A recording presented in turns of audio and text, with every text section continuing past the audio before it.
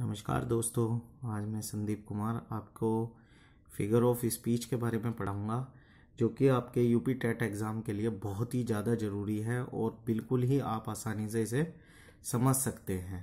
सबसे पहले हम फिगर ऑफ स्पीच को, अगर आप ये मेथड समझ जाएंगे तो आप यूपी टेट में के पेपर में आसानी से समझ जाएंगे कि कौन सा सेंटेंस, कौन से अलंकार यानी कौन सी फिगर ऑफ स्पीच का है। देखिए, फिगर ऑफ स्पीच 7 प्रकार की होती है, जिसका हम जिक्र करेंगे एक एक करके। सबसे पहले हम जिक्र करते हैं सिमली का। सिमली को हिंदी में बोलते हैं हम उपमा अलंकार। वह अलंकार जिसमें दो वस्तुओं की तुलना की जाती है और तुलना करने के लिए एज, सो, लाइक और सो का प्रयोग करते हैं, तो वो अलंकार हमारा, वो सेंटेंस हमारा सिमली कहलाता है। इसमें सिमली को पहचानने के लिए हम एज, लाइक और शो, ये हमारे तुलनात्मक शब्द हैं जिनका हम प्रयोग करते हैं। For example, life is like a dream. इसमें जो लाइक आया है ये आपको सिमली की पहचान कराता है। The night is dark as a black stone. इसमें एज आया है जो कि हमें बता रहा है कि नाइट को ब्लैक स्टोन से कंपेयर किया हुआ है। वर्ड्स लाइक लीव्स, जो हमारे शब्द होते हैं वे पत्तियों के समान होते हैं। इसमें भी शब्दों को पत्तियों से तुलना की गई है, जिसको लाइक से दिखाया गया है। हर face is like a moon, उसका चेहरा चांद के समान है। इसमें भी हमने लाइक का प्रयोग किया है। तो लाइक, सो और एज, ये 3 वर्ड हैं जिनसे हम दोस्तों आसानी से पहचान लेते हैं कि वो सिमली है या नहीं। आगे हम पढ़ते हैं अपना अगला अलंकार मेटाफर, जिसको हम बोलते हैं रूपक। मेटाफर सिमली की तरह ही होता है। इसमें दो वस्तुओं की तुलना होती है, परंतु तुलनात्मक शब्द प्रयोग नहीं होता। यानी हम इसमें एज, सो, लाइक इन शब्दों का प्रयोग नहीं करते। इसमें सबसे बड़ी पहचान होती है कि इसमें ज़्यादातर सेंटेंस में सुपरलेटिव डिग्री का प्रयोग होता है, यानी हम ज़्यादातर दा का प्रयोग कर देते हैं। For example, Ranjit Singh was the lion of the Punjab. Ranjit Singh Punjab के शेर थे। तो इसमें लायन से पहले दा का प्रयोग किया गया है और पंजाब से पहले भी दा का प्रयोग किया गया है। दूसरा सेंटेंस है लाइफ इज ए ड्रीम। जिंदगी एक सपने के समान है। इसमें कोई तुलनात्मक शब्द प्रयोग नहीं किया गया, परंतु जिंदगी को एक सपना बताया गया है। तो यानी जिंदगी और सपना, दो चीजों की तुलना की गई है। He is the star of the family. वह अपने फैमिली का तारा है, परिवार का तारा है। तो इसमें भी दा लगा है, तो आप इससे आसानी से पहचान सकते हैं। और किसी व्यक्ति की तुलना एक तारे से की गई है। The world is a stage. यह सारा संसार एक स्टेज के समान है। तो संसार को एक स्टेज बताया गया है। ये दो शब्दों के, संसार और स्टेज के बीच की तुलना की गई है। दोस्तों, हमारा अगला जो अलंकार है यानी फिगर ऑफ स्पीच है, वो है पर्सोनिफिकेशन। इसमें हिंदी में बोलते हैं इसको मानवीकरण। मानवीकरण की सबसे खास बात यह होती है कि इसमें निर्जीव वस्तुओं और विचारों को सजीव मान लिया जाता है। यानी उनकी जो हरकत दिखाई देती है सेंटेंस में, वो एक एक्चुअल यानी जीवित व्यक्ति की थ्रू की जाती है। जैसे मैं इसको एग्जाम्पल के थ्रू समझाना चाहूँगा। Experience is the best teacher. Experience एक सबसे बड़ा अच्छा टीचर है।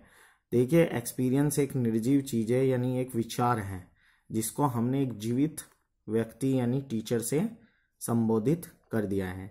तो यानी एक विचार को हमने एक जीवित चीज से मिला लिया। इसका मतलब ये पर्सोनिफिकेशन हो गया। Love is blind. लव अंधा होता है, तो प्यार अंधा होता है। तो प्यार कोई चीज नहीं है, ये एक निर्जीव चीज है जिसको ब्लाइंड, जबकि ब्लाइंड एक रियल लाइफ यानी सजीव चीज को प्रदर्शित करती है। I am the daughter of earth and water, मैं धरती और पानी की, पृथ्वी और पानी की पुत्री हूँ। जबकि पृथ्वी और पानी दोनों कभी भी पुत्र और पुत्री को पैदा नहीं कर सकते, इसीलिए डॉटर को उसको पुत्र और पुत्री करते हुए दिखाया गया, यानी एक निर्जीव चीज को सजीव मान लिया गया है। Truth sits upon the lips of a dying man, यानी मरते हुए व्यक्ति के सच हमेशा मरते हुए व्यक्ति के होठों पर बैठता है। देखिए, सच जो होता है एक निर्जीव चीज है जिसको बैठा बताया गया है, तो सच कभी बैठ नहीं सकता, परंतु उसकी तुलना एक सजीव चीज से कर दी गई है, तो ये पर्सोनिफिकेशन हो गया। यानी इस पर्सोनिफिकेशन मानवीकरण में हम निर्जीव चीजों को सजीव चीजों की हरकतें करते हुए देखते हैं।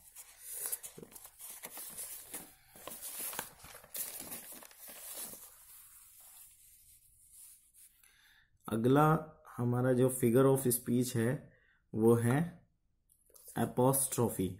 एपोस्ट्रोफी को पहचानना बिल्कुल ही आसान है। इसमें हम संबोधन का चिन्ह प्रयोग करते हैं। फॉर एग्जाम्पल इसे आप देख भी रहे हैं, ओ वर्ड, ओ लाइफ, ओ टाइम। तो इसमें ये जो संबोधन का चिन्ह है इसे देखते ही आप पहचान जाएं कि ये एपोस्ट्रोफी है। O sweet content, where is the mild award. तो इसमें स्वीट कंटेंट के बाद संबोधन का चिन्ह प्रयोग किया गया है, इसीलिए ये एपोस्ट्रोफी है। अगला हमारा अलंकार है, फिगर ऑफ स्पीच है हाइपरबोला। हाइपरबोला यानी अतिशयोक्ति, किसी भी बात को बढ़ा चढ़ा कर बोला। इसके नाम से ही आप पहचान सकते हो, इसके नाम के लास्ट में आ रहा है बोला, तो यानी ज्यादा बोलना, किसी बात को ज्यादा बोलना हाइपरबोला कहलाता है। पहला, जैसे आप इसका एग्जाम्पल पढ़ेंगे, their chief was mountain high, उनका मुख्य पर्वत के समान था। अब ये बताइए कि इसमें मुखिया को पर्वत के समान बताया गया है, यानी उसको एक बढ़ा चढ़ाकर बोल दिया गया है। अगला सेंटेंस है 10,000 saw I at a glance, एक नज़र में मैंने 10,000 को देखा। अब बताइए क्या ये पॉसिबल है कि हम एक नज़र में 10,000 को देखें? तो ये भी अतिशयोक्ति हुआ, यानी hyperbola. Reverse of blood flows in the battle, युद्ध में खून की नदियां बह गई। अब बताइए खून की भी कहीं नदी बह सकती है, तो ये भी हाइपरबोला हुआ। दे वर स्विफ्टर देन ईगल, वे चील से भी तेज हैं। तो जो कि कभी हो नहीं सकता, कोई भी व्यक्ति चील से तेज नहीं हो सकता, तो उन्होंने अपने आप को चील से तेज बताया। तो जो भी बात हम बढ़ा चढ़ाकर बोलते हैं या अपने हिसाब से ज़्यादा बोल देते हैं, उसको हम हाइपरबोला में रखते हैं।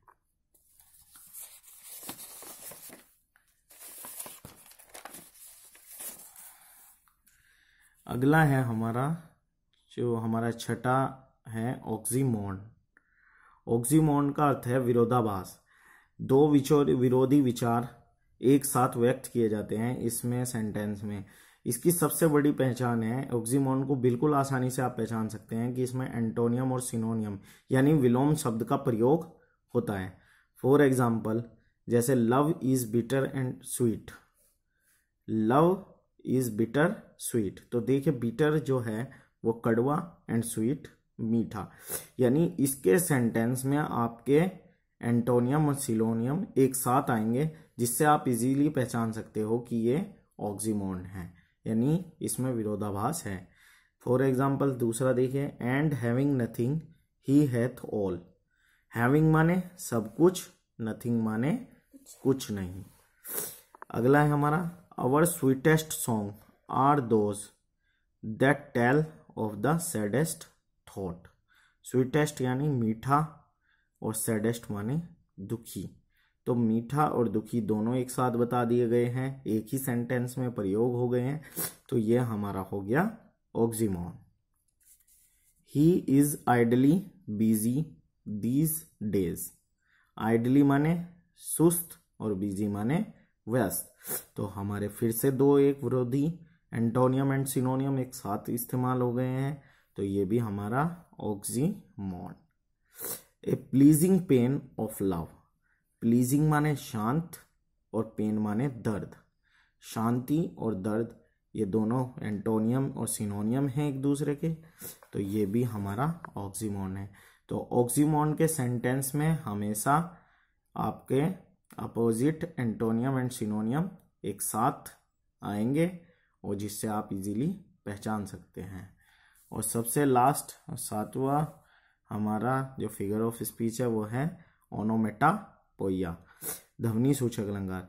किसी भी वस्तु, पक्षी या जानवर या किसी भी ध्वनि को अगर हमारी सेंटेंस में प्रयोग होती है तो वो ओनोमेटोपोइया कहलाएगी। For example, the dog bark, कुत्ते भौंकते हैं। तो भौंकना एक ध्वनि सूचक वर्ड है, इसीलिए ये ओनोमेटोपोइया है। आई हियर्ड द हमिंग ऑफ बीज, बीज हमिंग कर रही हैं तो इसी वजह से ये ओनोमेटोपोइया। द स्नेक्स हिस, हिस जो होता है एक सांप जो होता है हिस करता है। एंड मरमरिंग ऑफ बीज, बीज यानी मरमरिंग, वो बीज जो मधुमक्खियां होती हैं वो मरमरिंग का साउंड करती है। तो जो साउंडिंग वर्ड अगर किसी सेंटेंस में आ रहा है तो वो हमारा ओनोमेटोपोइया होता है।